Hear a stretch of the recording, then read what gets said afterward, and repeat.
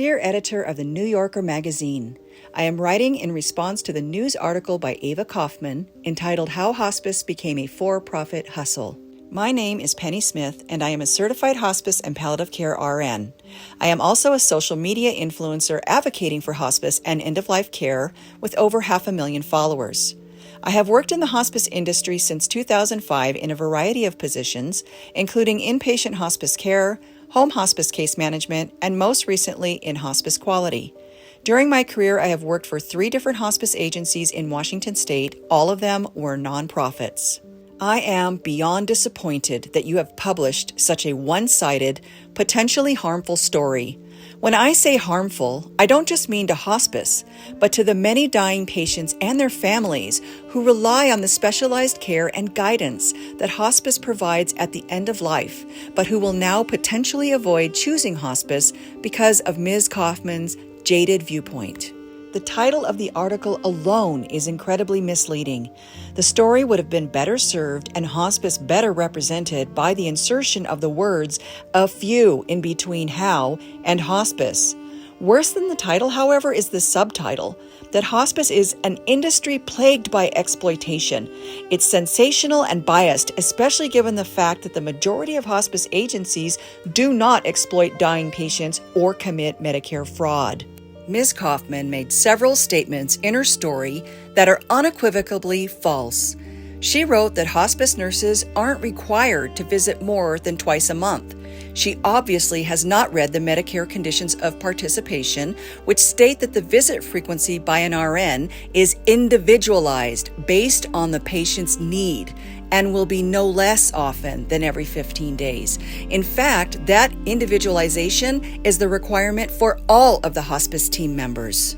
Ms. Kofman said that hospice is ghost the dying and cited a JAMA article that stated 12% of patients received no visits from hospice in the last 2 days of life.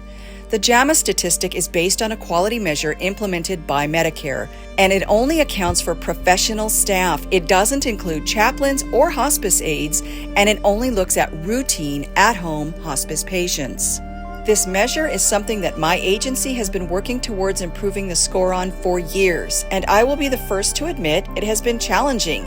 And it's not because we don't want to make those visits. There is a factor that wasn't discussed by Ms. Kofman and maybe not even considered. Death is unpredictable. We can't always be there in those last 2 days because we don't always know when death is going to happen. Moreover, many families don't want or need hospice there in the final days.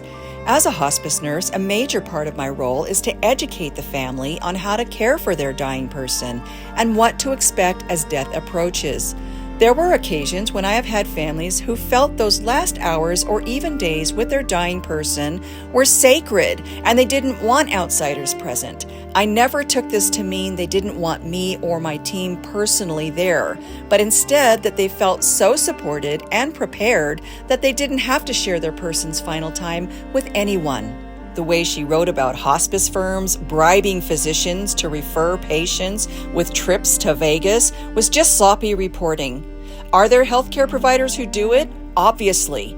And although Ms. Kofman does say some hospices employ this practice, the tenor of the overall article generalizes hospice in a derogatory manner and, in my opinion, creates an implication that it is a common practice, which, by the way, is illegal.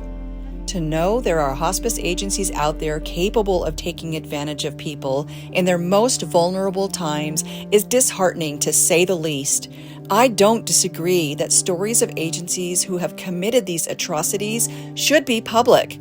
However, it should also be explained that these were the exception and not the rule. The issue that I have with Ms. Kofman's reporting is that she did it in such a way that it is grossly detrimental to the many hospice agencies who believe in and adhere to a mission of caring for the dying. Signed, respectfully, Penny Smith, BSN, RN, CHPN.